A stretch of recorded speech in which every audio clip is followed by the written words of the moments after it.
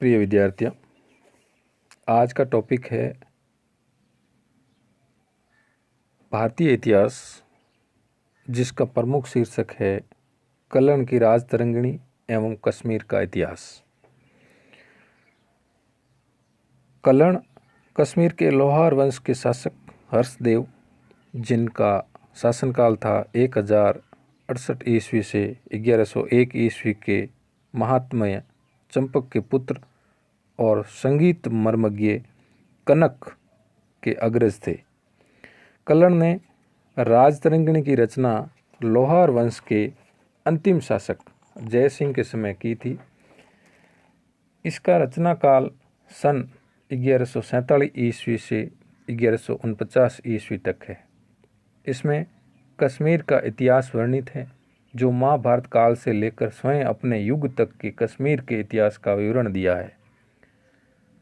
भारतीय इतिहास लेखन में कल्याण की राज तरंगिणी पहली प्रमाणिक पुस्तक मानी जाती है। और राज तरंगिणी में 8 तरंग है और संस्कृत में कुल 7826 श्लोक है। पहले के 3 तरंगों में कश्मीर के प्राचीन इतिहास की जानकारी मिलती है, जिसमें कश्मीर की पीढ़ी दर पीढ़ी से आ रही मौखिक परंपराओं का चित्रण है। इस युग के इतिहास के पुनर्निर्माण के लिए उन्होंने पौराणिक स्रोतों, अनुश्रुतियों तथा मिथकों का उपयोग किया है। इस युग के राजाओं का महाभारत तथा रामायण के चरित्र नायकों से संबंध में जोड़ा गया है। चौथे से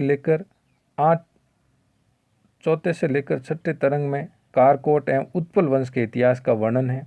केवल अंतिम 2 अध्याय कल्याण की व्यक्तिगत जानकारी एवं ग्रंथ अवलोकन पर आधारित है। इस युग के बारे में उनकी पकड़ निश्चय ही ऐतिहासिक अभिलेखों और बौद्ध स्रोतों तक पहुंची थी। अंतिम 7वें एवं 8वें तरंग में लोहार वंश का इतिहास उल्लेखित है। पुस्तक में घटनाओं का क्रमबद्ध उल्लेख है। कल्याण ने पक्षपात रहित होकर राजाओं के गुणगान एवं दोषों का उल्लेख किया है। पुस्तक के विषय में राजनीति के अतिरिक्त सदाचार एवं नैतिक शिक्षा पर भी प्रकाश डाला गया है। कल्याण ने अपने ग्रंथ राज तरंगिणी में संस्कृत भाषा का प्रयोग किया है। कल्याण की राज तरंगिणी संस्कृत में उपलब्ध उन रचनाओं में पहली महत्वपूर्ण रचना है, जिसमें ऐतिहासिक इतिवृत्त की विशेषता पाई जाती है।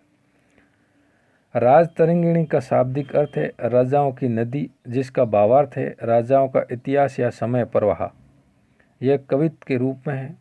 कल्याण ने इतिहास को काव्य की विषय वस्तु बनाकर भारतीय साहित्य को एक नई विद्या प्रदान की है और राष्ट्र जीवन के व्यापक विस्तार के साथ साथ मानव प्रकृति की गहराइयों को भी छू लिया है।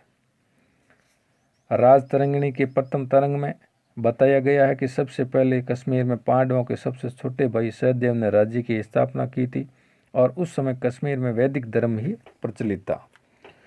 फिर सन 273 ईसा पूर्व कश्मीर में बौद्ध धर्म का आगमन हुआ। राज तरंगिणी एक निष्पक्ष और निर्भय ऐतिहासिक कृति है। स्वयं कल्याण ने राज तरंगिणी में कहा है कि एक सच्चे इतिहास लेखक की वाणी को न्यायाधीश के समान राग द्वेष भी निर्मुक्त होना चाहिए, तभी उसकी प्रशंसा हो सकती है। कल्याण ने राज तरंगिणी की रचना पुराने राजवंशों की जानकारी देना, पाठकों का मनोरंजन करना, अतीत से शिक्षा लेना आदि उद्देश्यों से रचित की गई है। वे इस रचना के मूल में उसके कुछ अन्य उद्देश्य भी थे।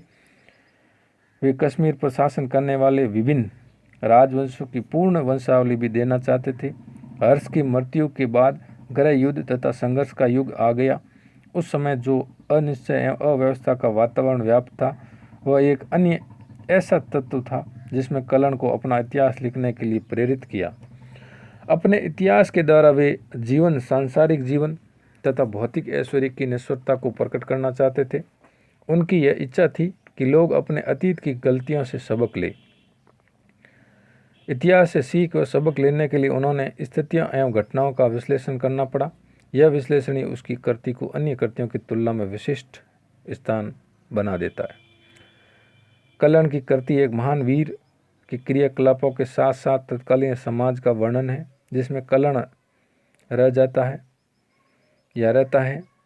उसका परिवार राजनीतिक सत्ता के काफ़ी निकट था और उन्हें इस क्षेत्र के इतिहास के एक महत्वपूर्ण युग के बारे में प्रत्यक्ष जानकारी प्राप्त हुई। उन्हें राज्य की तरफ से कोई विशेष सहायता नहीं मिली। यही वजह थी कि उनकी रचना अन्य प्रशस्ति कृतियों से ऊपर उठ सकी। अपनी रचनाओं के लिए उन्होंने काव्य की विद्या को अपनाया था। उन्होंने अपनी रचना में रसात्मकता के साथ साथ ऐतिहासिक सत्य का संयोजन किया। उन्होंने जोर देकर कहा है कि कवि को निष्पक्ष होना चाहिए। कल्हण ने उन स्रोतों का विस्तार से हवाला दिया जिन्होंने अपना इतिहास लिखने के लिए जांच पड़ताल की। उन्होंने अपने से पहले के 11 विद्वानों का उल्लेख किया है जिन्होंने राजाओं की काल कर्मा अनुसार सूची दी, और साथ ही साथ उन्होंने उन विद्वानों की विवेचन पद्धति की कमियों की ओर भी इशारा किया।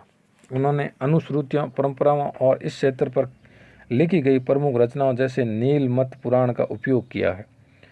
उन्होंने मंदिरों तथा अन्य भवनों में खुदे हुए अभिलेखों का उन्होंने जो युगांतरकारी उपयोग किया वह एक निश्चय प्रगति का सूचक है।